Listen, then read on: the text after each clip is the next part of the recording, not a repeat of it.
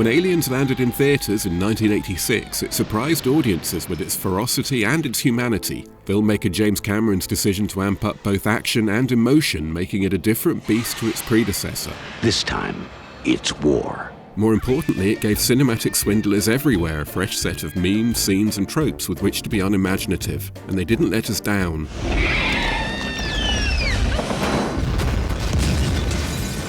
It's aliens! As in the movie? So as well as tenacious ladies and more monster babies, we can expect alien queens and a whole host of space marines, because this epic journey into the world of Xerox xenomorphs concludes here with Aliens. After 3 videos, hundreds of movies and thousands of clips. Keep moving, man! Keep moving!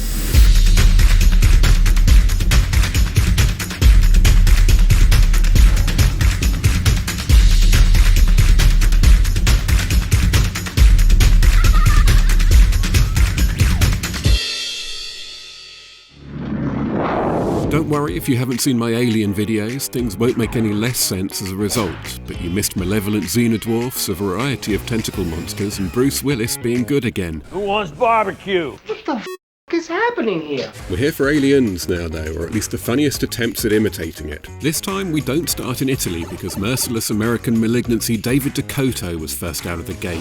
Creepazoids. Even if you kill them, they're still deadly. Creepazoids. It's 1998 and nuclear war has destroyed the Earth. Mutant cannibals rule the remains and someone's decided to make one of these.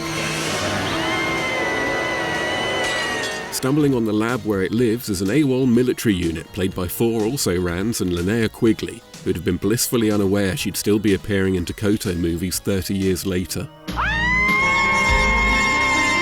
Her role was originally meant to be larger and involve her being impregnated by the monster, but in the end she was lucky to be picked off early and missed all the mutant baby business.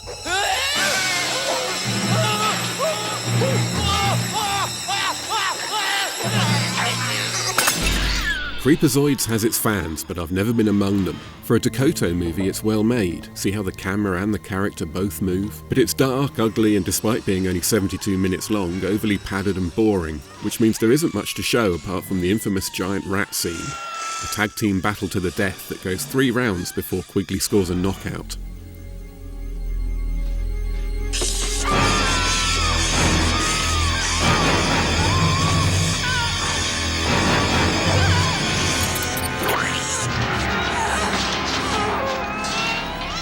Ten years later, Fred Olen Ray effectively remade Creepazoids as Hybrid, which opens on a montage of stock footage that makes 1970s Indian action movies seem coherent. I didn't edit this and there's no context for it, but from later events we can deduce it's meant to demonstrate an alien invasion of Earth.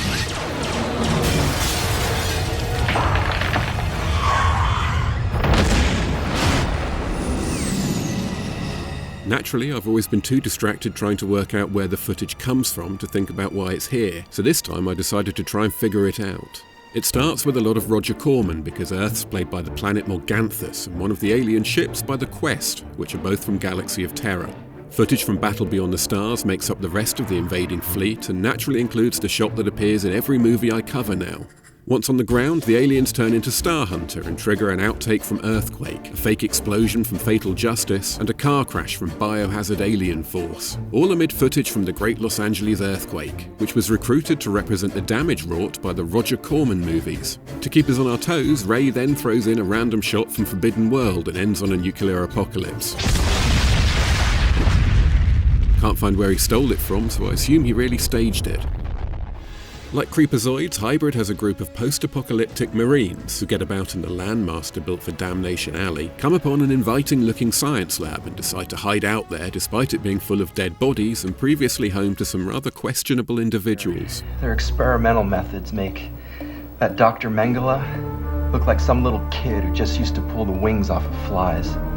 As a remake of a rip-off partially formed from stock footage, few movies could feel more familiar. And the fact the whole cast is comprised of Ray regulars doesn't help. Brink Stevens is the best known, but the best value is JJ North, because she keeps getting her words in the wrong order. What you've got there? I've seen her in a few things, and while she's never been very good, she isn't usually this bad. I found a fresh slime trail. Ew. But there are no retakes in Fred Olen Ray movies, so what she did is what we get. See if you can guess where the cue card is. She was very much involved with a biophysicist, Dennis. And we still don't know what happened, but Dennis somehow contracted this virus that localized in his hypothalamus. And it just drove him crazy. Now I can see you! Now I can kill you easy! I only have to take one step towards you! Howdy, stranger. Make a move and we're really gonna screw your weekend, baby. We're finally away to Italy, and in particular a shady corporation's laboratory beneath a ruined future Venice, where computer-designed mutants have disappeared the staff by cocooning them in cobwebs. A tight-knit group of Marines is sent in to investigate, but the shady corporation throws a spanner in the works. And just who are you? Samuel Fuller from the Tubular Corporation. I'll be coming with you. Auxiliary Paul Reiser immediately ruffles the feathers of Ancillary Bill Paxton. It's only right that the lady here comes along. She's a scientist. But I don't want any other civilians on this mission. And although we're only 7 minutes in, you can cut the tension with a knife. 11 years in the Marines were enough to teach me that whoever talks a lot doesn't get much done. And you seem to talk a lot. Easy, Bond. Fuller here's an expert in martial arts. He served an 11-day war at Ankara. Sanity prevails, or rather Goretta does, because from her intro until the moment she's killed, she owns the movie. All right, you bunch of pussies, I'm back and I'm kicking ass. After 1984's Rats, it was her second film with Mattei and marked the end of an Italian odyssey that also saw the actress work with Dario Argento, Lucio Fulci and Joe D'Amato, and she went out on a high because this is one of her most memorable roles. Okay. If I would have known wops were coming along, I would have brought my anti-grease spray. It's okay, it can't be xenophobic. It was written by Italians. Although it was the Italians behind Troll 2, so don't expect Dante's Divine Comedy. Of course, the Tubular Corporation will come away from this whole business unscathed as usual. But if you blow the aqueduct, the mutation will be assimilated into the entire ecosystem on a planetary level. Famously Shocking Dark was released in some territories as Terminator 2 and accompanied by this artwork. But although the Ash does turn into a Terminator in the last act, it's ultimately an extremely faithful Aliens clone. It features the most derivative rip-off Ripley, goes full newt in a way no other movie does, and squeezes in almost all the main set pieces. 7 yards! 6! But that's impossible, they'd already be here! But the reading is correct, look! You can't be reading that right. 5! 4!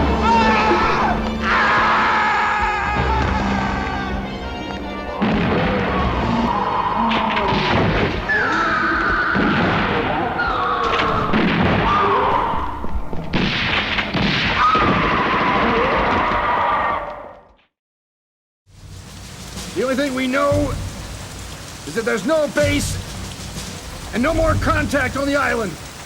And that there's some kind of dead come back to life. Maybe the reason. What means some kind of dead, sir?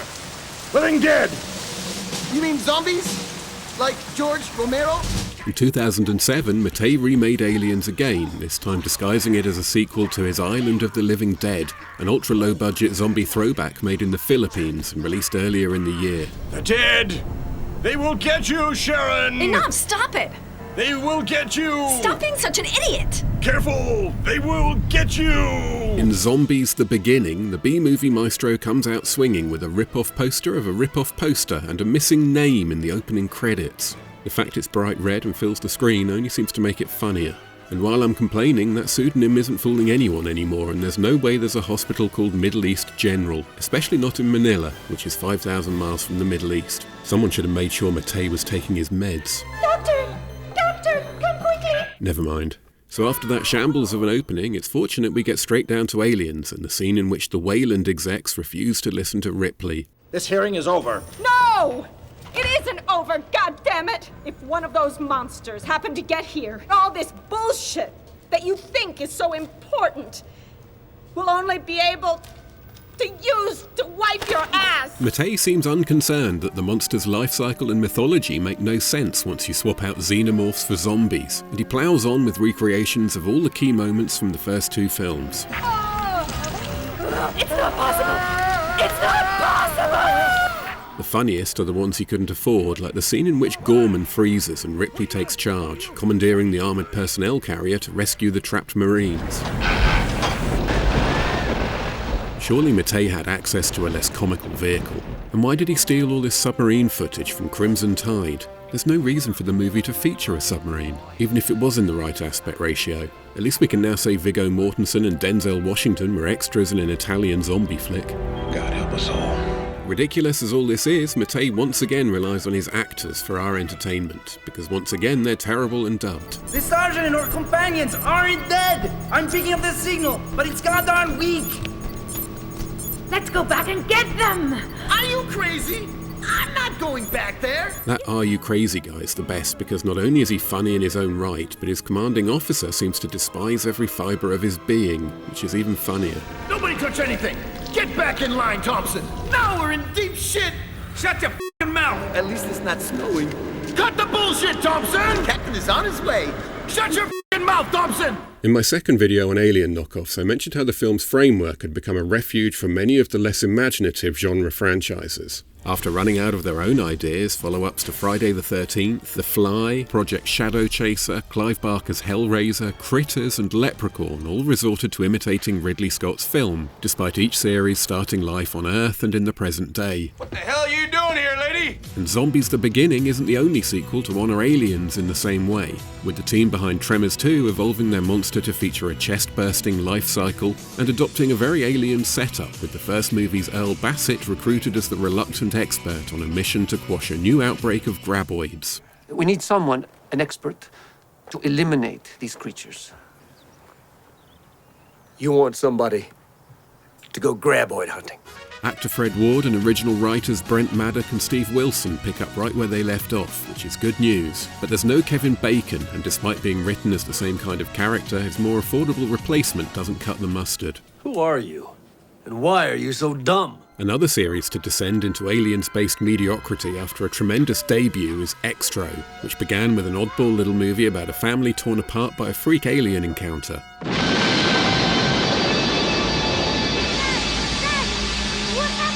I don't know. Writer-director Harry Bromley Davenport lost the rights to the movie but retained ownership of the title, allowing him to use it in sequels as long as they aren't connected.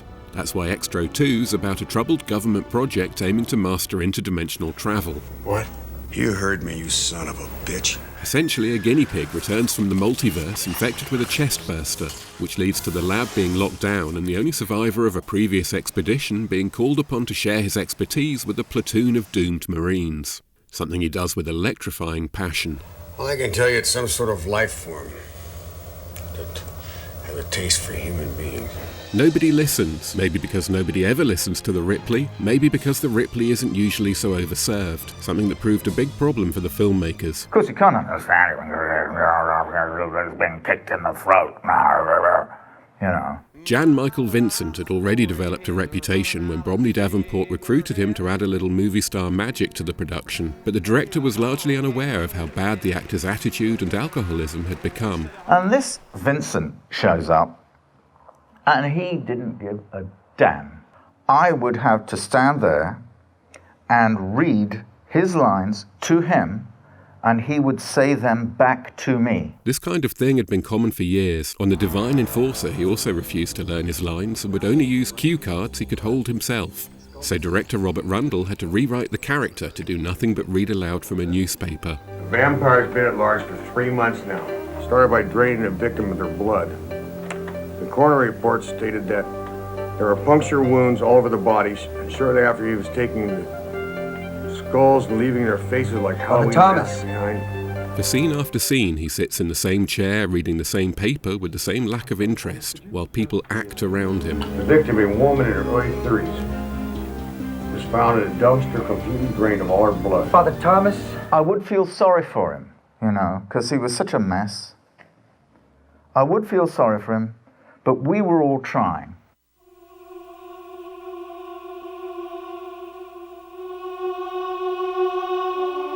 Extra 3 changes tack again when the US military realizes there's a huge island just off the coast of California that everyone forgot about, and I haven't made that sound any dumber than it is. During World War II, it was used as an internment camp for Japanese Americans. After that, for gunnery practice. And then apparently, everyone simply forgot it existed. So Lieutenant Sal Lindy's charged with taking a team to the island to tidy up 50-year-old ordnance. But the government's also forgotten the island isn't home to any 50-year-old ordnance, but to an enraged alien they used to experiment on. I know that it crash-landed in Arizona in 1955. The military brought it here for study. I'm calling this as Aliens, but there's also a bit of Predator and quite a lot of the X-Files. If instead of the alien conspiracy being run by an elite cabal of shadowy string pullers, it was run by Dory the Blue Regal Tang. And then apparently, everyone simply forgot it existed. So the authorities are useless, and Lindy's teams know better, spending the movie smoking weed and arsing about in a manner that doesn't suggest elite commandos. Then again, for reasons that aren't explained, they aren't elite commandos. This is quite some list. Corporal Dermot Riley, sir, is a raving psychopath. And Hendricks? I wouldn't trust Hendricks with a cigarette lighter, let alone an assignment like this. The third extra, I think, is not so bad, actually. You know, I think it's not so bad. Anything that's wrong with that one is my fault. Between Tremors 2 and the Extro sequels, we have monsters from Earth, outer space, and the multiverse. What we're missing is something contrived in a laboratory. I can't believe we're hunting dinosaurs. Yeah, that is a little weird, isn't it? The original Carnosaur features a wound-burster and a finale that special effects supervisor John Carl Buechler admits was lifted from Aliens, but it's more of a Jurassic Park knockoff about genetic experiments leading to chickens laying dinosaur eggs, which perplexes Clint Howard. Never seen such nervous chickens. The sequel does more when incubating dino eggs are taken to a remote government lab where they immediately hatch and kill everyone, leading to a tech crew showing up to perform a near shot-for-shot remake of Aliens, only with the added fun of a nearby nuclear weapons dump. They got nukes here, they got nukes and dinosaurs. That's just perfect. Predictably, they find an orphan child, but surprisingly it's John Connor, not Newt, and amazingly, he isn't annoying. Whoa, whoa, whoa. Huh? What? The dinosaurs, including the full-size T-Rex, were recycled from the first movie and they're still fairly rubbish. But overall, things work better, I think, with entertaining performances from most of the cast and a legitimately good one from Cliff DeYoung as the deceitful corporate executive. They found a way to bring back dinosaurs. Right. And I'm Bigfoot and she's a Loch Ness Monster. You can call me Nessie. Despite the dinosaurs once again falling prey to the finale of Aliens, and this time a nuclear explosion, there are fresh eggs to be lost in Carnosaur 3, which starts with a terrorist group getting a nasty surprise. I asked for uranium and you give me f***ing reptiles?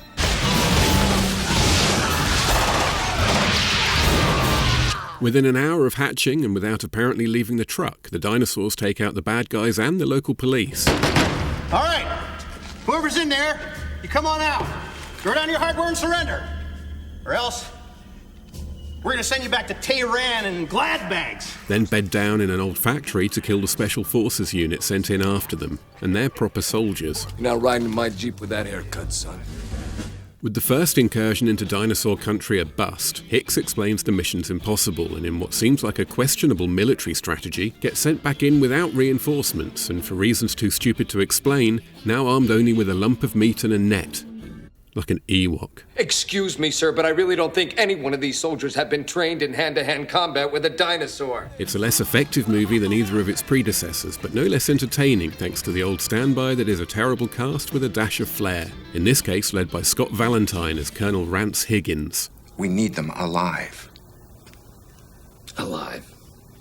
But why don't we just have Moses bring the tablets down for a second viewing? Come on, General. Of course, the real stars are the dinosaurs, and Carnosaur being a Roger Corman franchise, you can be sure we've seen them elsewhere. My top 3 appearances include the various creatures lucky enough to share billing with Steve Barquette in Dinosaur Island, some bits and bobs in the marvellous Future War, which was directed by Carnosaur 3's miniature photographer Anthony Dublin,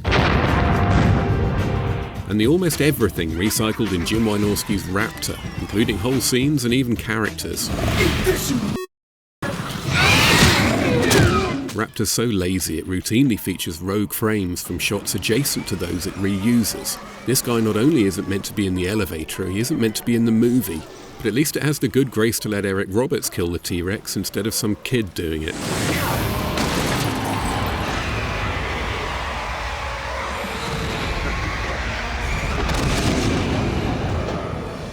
This trend for sequels taking the Alien route extended into the new millennium with movies like 2009's Screamers 2, the belated follow-up to the Peter Weller starring, Philip K. Dick written 1995 original about a massacre on a distant planet riddled with self-evolving killer robots. How does a machine evolve? Hope that you never have to find out. This one's a lot more aliens, sending space marines to see what happened to the first movie. You know, we adapt pretty quickly. Adapt to this!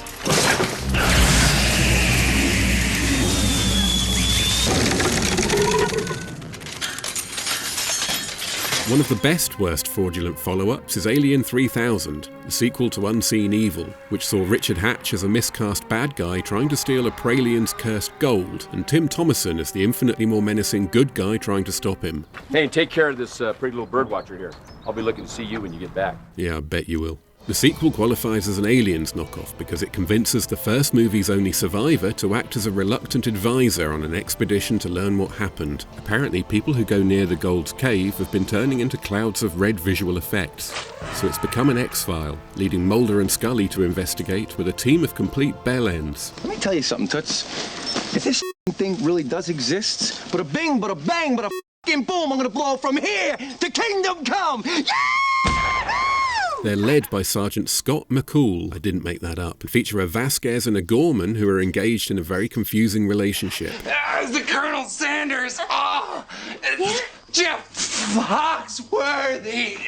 Jessica, I didn't expect to find you here. It's they who enrage the beast by stealing its gold, which leads to a thrilling chase employing cutting-edge CGI and also to an unexpected chest burst. For reasons that aren't explained, this ancient alien custodian of conquistador gold can do that now, and like all the physical effects, it looks bloody and inept.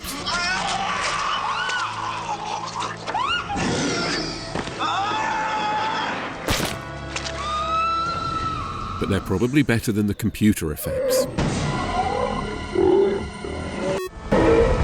Carla! Carla, move! Move it! Carla!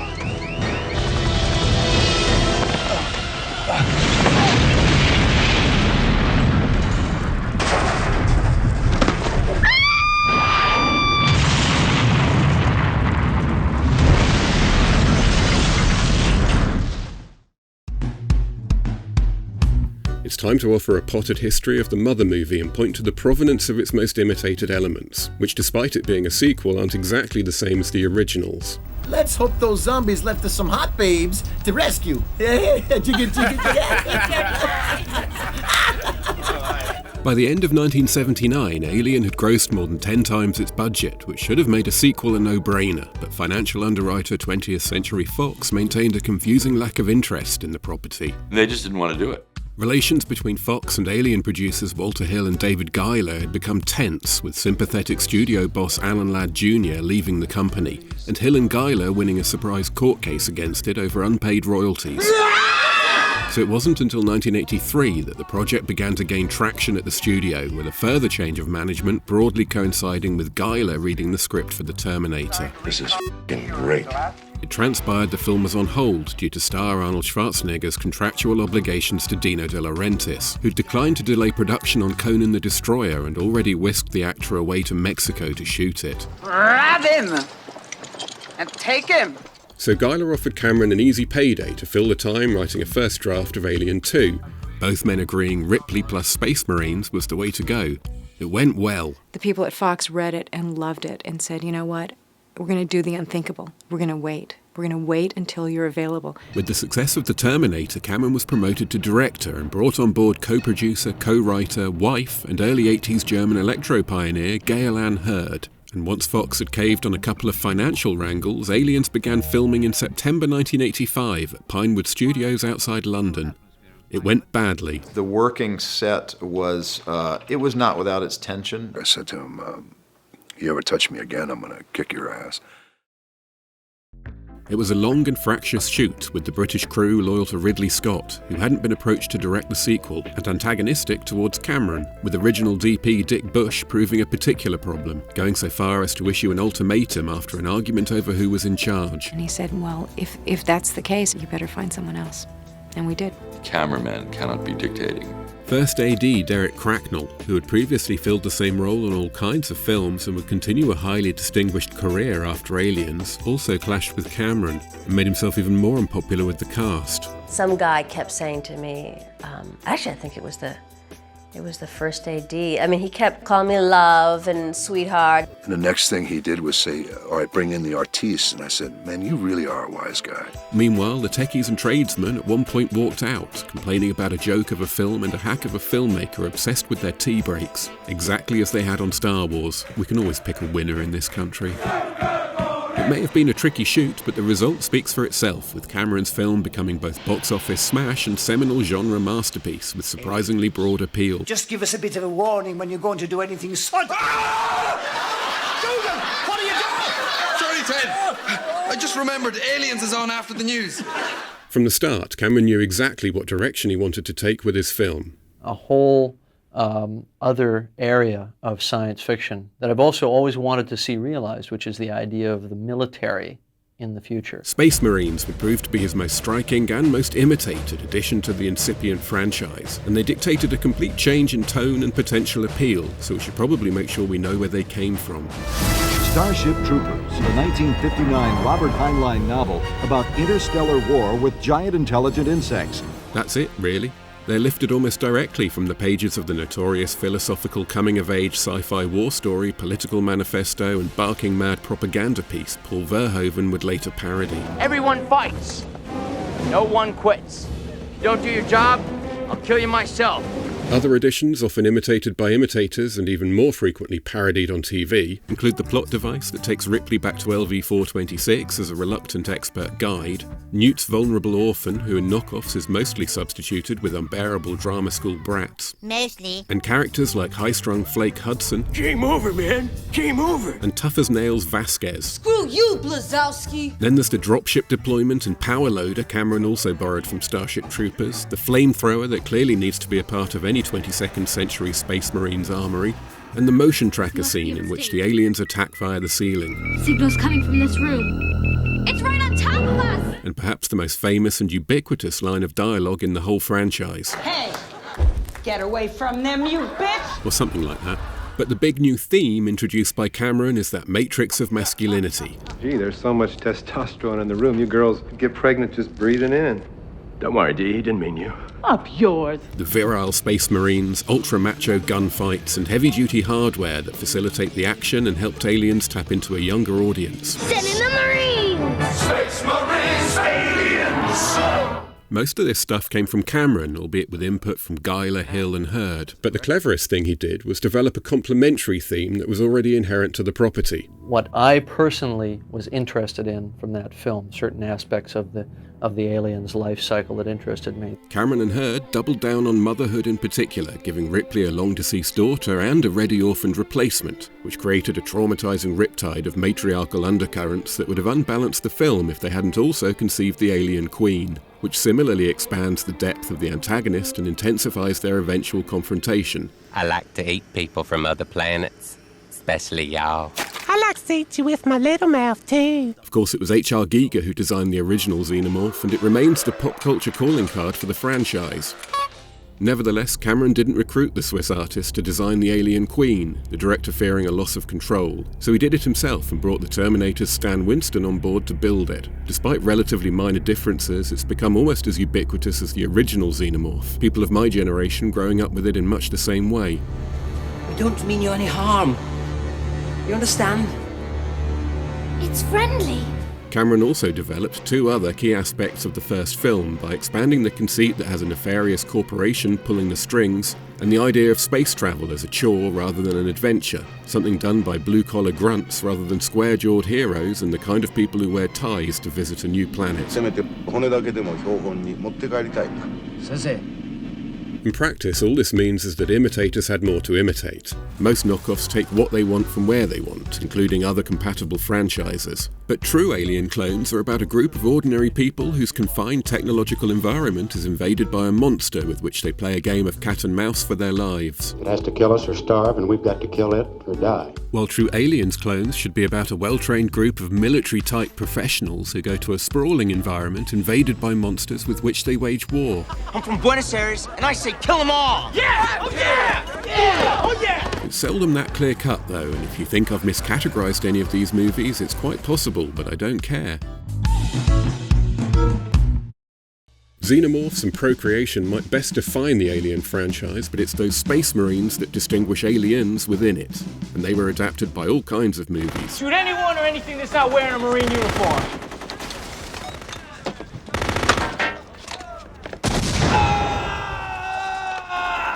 Let's go! John Wiedner made a thoroughly enjoyable hash of a siege movie actually called Space Marines, and it features one of the best villains I've stumbled on for a while in John Piper Ferguson's dandified take on Guy Fawkes. Now you shall feel the awesome power of my genius. Alongside him is a whole host of B-movie favourites hardly known for their understated acting, but they fade into the background by comparison. History will remember me as the man who dazzled the universe with the spectacle of its own destruction.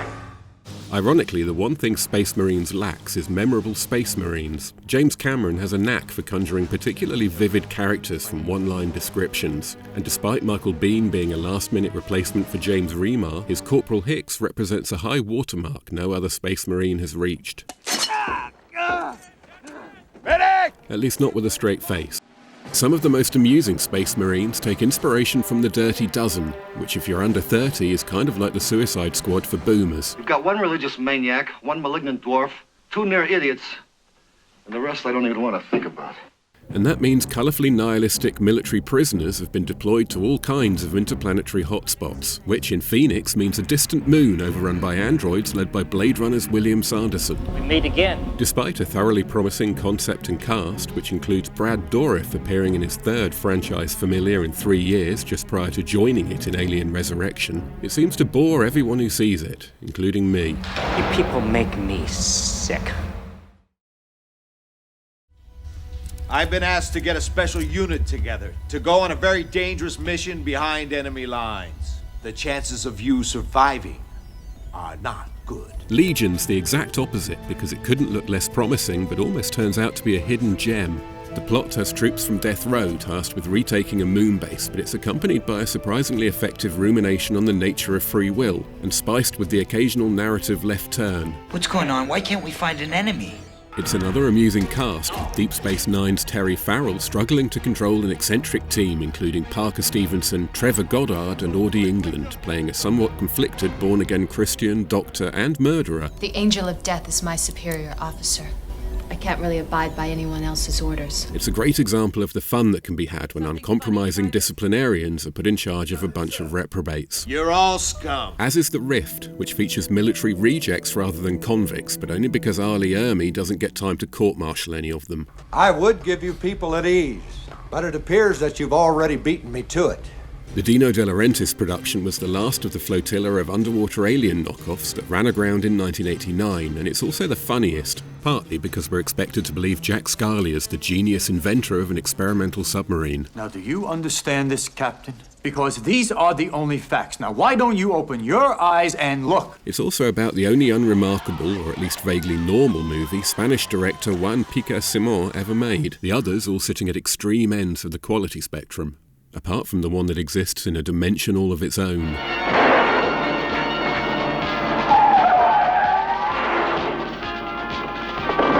The brakes! The brakes! She's out of control! Another military unit that shouldn't be allowed sharp objects, let alone machine guns, belongs to 2004's Deep Evil, and they're assigned the mission nobody wants for one eminently appropriate reason. Well, scuttlebutt is that we're being sent to the hot zone because you banged the general's daughter. Deployed to Alaska because CO Lorenzo Lamas likes to jailbait. Oh, she's not jailbait, Captain. She looks at least 19 or 20. See? She ain't no child. You're just jealous, O'Brien. I'm sure that's it. They're charged with catching a monster and asking the people who created it the big questions. You two geeks cloned a frickin' alien, and the government thought that was okay? There are other influences, but Deep Evil owes the most to aliens. There's a reluctant returning Ripley suffering from terrible nightmares, equivalent Marines, except they're all useless, and an alien that does things like this. What the f*** is that? The useless Marines do at least have the appropriate response to their situation.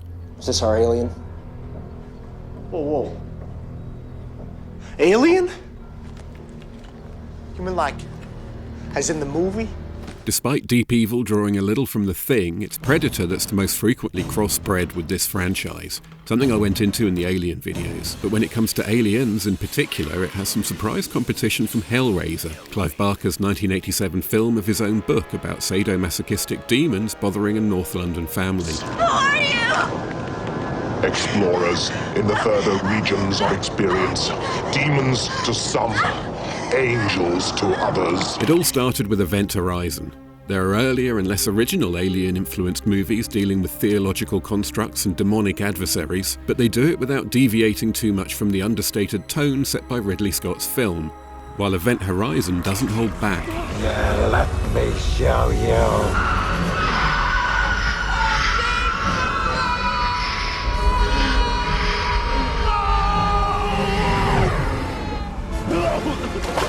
Sam Neill's the expert, accompanying a well-oiled team to investigate what happened to the eponymous spacecraft, which may or may not be recently returned from Hell. He's one of the more interesting surrogate Ripleys, if only because he develops into the treacherous Burke as the cursed ship slowly takes hold of him. She's been to a place you couldn't possibly imagine. And now, it is time to go back. I know. To hell. The movie gets away with demonizing its lead because we were always going to identify more with Lawrence Fishburne's mission commander anyway, given he's the most sensible character in the movie. I have no intention of leaving her, Doctor. I will take the Lewis and Clark to a safe distance, and then I will launch attack missiles at the Event Horizon until I'm satisfied she's vaporized. F*** this ship. I know I've said this about someone else, but he might be the most sensible character ever to appear in any horror movie.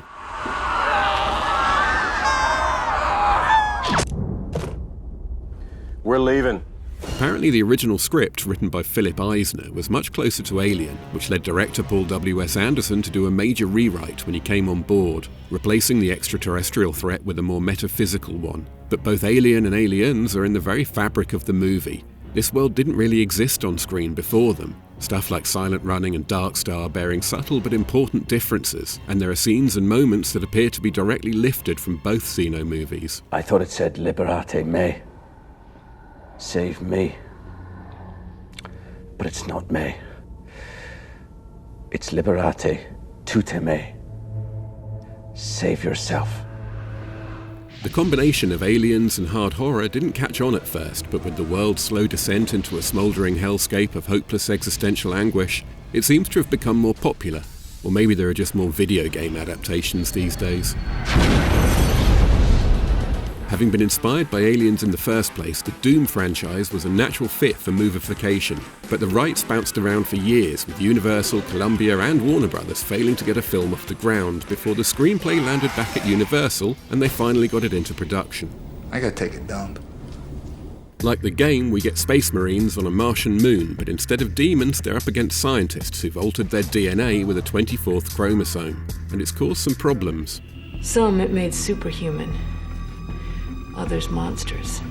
Eomer Butcher's fine as the squad's second in command, and the good news is Vin Diesel turned down the opportunity to play its leader, so we get The Rock instead. Dr. Carmack's condition is irreversible. Better still, the dialogue's killer. Because Carmack's condition is that he's dead. The screenplay is a conceptual, spatial and thematic car crash, and once again the elite military unit's comprised of the least suitable people possible, including a self-flagellating Catholic fundamentalist, a pill-popping junkie and a sex pest. We're under a level 5 quarantine, so I am just gonna have to strip search you girls.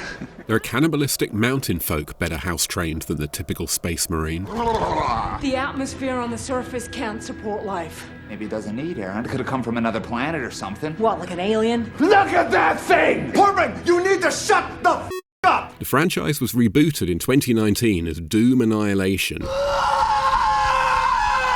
by Soccer Dog director Tony Giglio, who somehow squeezed in even more fan service and game references than his predecessor, despite creator id Software being uninvolved in this movie, something they were keen to point out when it opened to biblically bad reviews. As well as more Doom, there's more of the Alien universe, with Giglio basing his lead character on Ripley and using aliens as his creative launchpad. You guys know what this is, right? Ugh, not this again. It's aliens. Aliens. Video game franchise Dead Space owes an even greater debt to Aliens than Doom, its creator Glenn Schofield having deliberately set out to combine its world with that of Resident Evil. Like Doom, its popularity led to a pair of terrible movies, with the first, Dead Space Downfall, telling the tale of the Ishimura, a deep space mining ship carrying an ancient artifact that has an unfortunate effect on the crew. It may be worthwhile to fans of the games and certainly tries to keep them on side with improbable levels of gore, but in isolation, Downfall comes off as an embarrassing teen fantasy devoid of believable characters. That's a hell of a lot of blood, but no bodies. Sounds like one of your parties. Or your sex life. A sex life involves a hell of a lot of blood but no bodies. Acting as a movie prequel to the first game's sequel, Dead Space Aftermath followed a few years later and proves even more pointless. Naturally, it's based on Akira Kurosawa's Rashomon, with 4 survivors of a disaster on board the spaceship O'Bannon recounting their versions of events, or taking it in turns to interrupt each other. I don't think anyone finishes a sentence in the whole movie. It's finished. It's not finished. This is too big to end here. We've been in contact with a higher power. God damn it! I've had enough of your crazy shit, Strauss. You can't see because you're not a true You two vessel. shut the hell up! We still need to work together, all right? We've got to get Quiet. Listen. Do you hear that? It mixes animation styles, which works terribly, and features even less plot, meat, and character development than the other one. I am so f***ing sick of these f***ing things. You and me both. Unfortunately, there's something similar I need to mention, because Starship Troopers Invasion counts as an Aliens clone, despite it being derived from the novel that so inspired Cameron in the first place.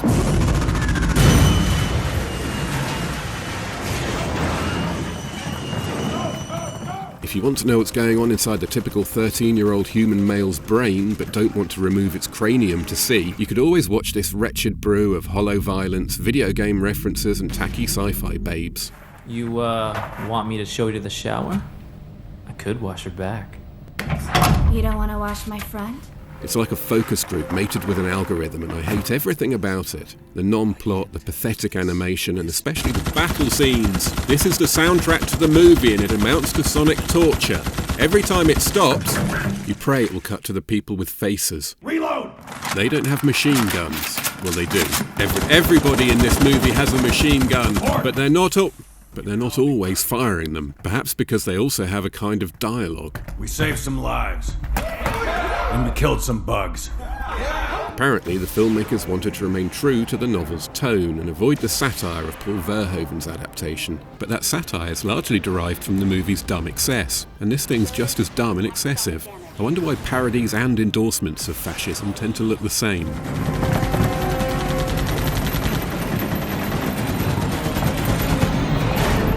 And breathe. Oh!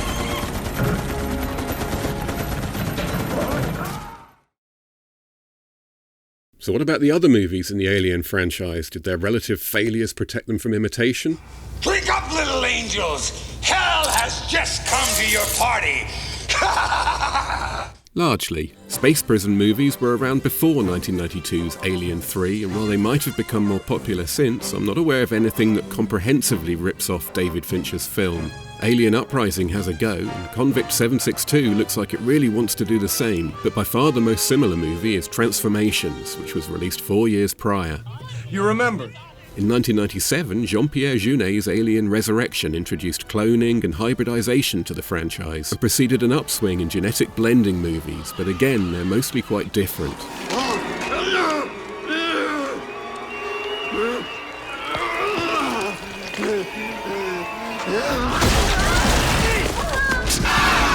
One that is quite alike is Crawl Space, only instead of hybrid xenomorphs it has hybrid gorillas doing battle with the most Australian cast this side of the Woolloomooloo Billabong. Well, you must have pissed in somebody's pockets. Event Horizon director Paul W.S. Anderson's AVP Alien vs. Predator and its sequel AVP Requiem continued the violent downward spiral of the official movies. But that didn't stop the Asylum making AVH Alien vs. Hunter, which is about a predator that comes to Earth to fight a giant spider. Naturally, the script's full of meaningful exchanges like this. You see that thing that just fell from the sky? No. What thing?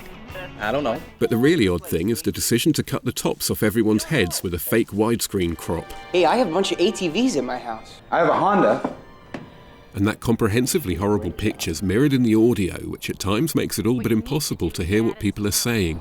Go out into the world and see things that other people haven't seen. Jesus. Mercy! Where the Asylum goes, the even more shameless Tomcat Films follows, because in the wake of James Cameron's Avatar, the company behind the amazing Bulk heaved up this globule of feculence. Aliens versus Avatars. Don't get caught in the middle. I wouldn't go anywhere near it if I were you. This movie, combined with Avatar, could make $1 billion. Get out. No, I'm serious. No, I mean get out of my office. The two most recent Alien films, Prometheus and Covenant, don't offer much in the way of tangible new ideas likely to tempt low-budget imitators. But there was enough expectation surrounding Prometheus for mockbuster merchants Pandora Machine to hire a blind man to knock out an Aliens clone titled Prometheus Trap. A movie so cheap the hypersleep pod's made from a plastic sheet and the pipe from a washing machine.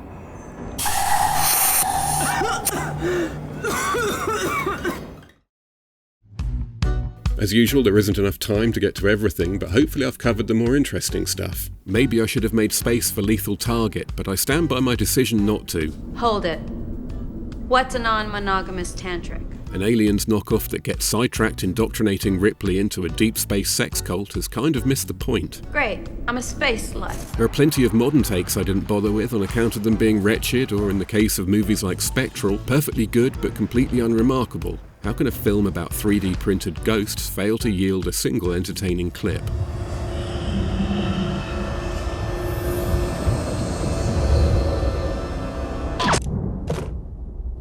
We're leaving. That's all it had to do. And I've left out a whole bunch of crossovers, most painfully Deep Rising, in which Die Hard tries to hijack a disaster movie only to find aliens beat it to the punch. So the various antagonists duke it out until Trait Williams gets the better of all of them, which is as it should be. Absolutely. I adore this movie, but don't quite see the debt to aliens that some do. I think the only unexpected conclusion I've come to after watching dozens of Alien clones is that the strength of James Cameron's film lies more in its emotional depth than its prominent action. I don't recall asking anyone for an opinion. And I wonder if the themes of motherhood that power that poignance are so effective because, as much as a sequel like this can be, Aliens is one person's vision. Cameron conceiving and controlling almost everything from core idea to tagline. This time, it's war. Alien was effectively designed and delivered by a high-functioning committee, most of its main themes and ideas contributed by different people. Which isn't a criticism. Both approaches resulted in a masterpiece, but perhaps knockout emotional blows are more likely to be delivered by a single visionary filmmaker. Jim is really an auteur director, and he had a vision. One of the problems with committees is they can tend to pull their punches. I think I've gone off-piste. Thanks for watching, don't forget to Patreon, subscribe, retweet, share, like, and I'll see you again soon.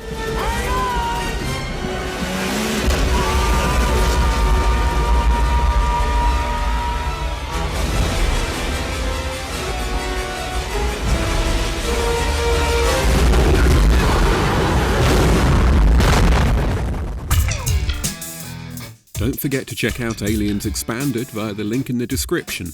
And while I'm at it, there are also links to my books if you fancy a guide to some of the best bad movies or an A to Z of virtually every superhero film ever made. And who wouldn't want that?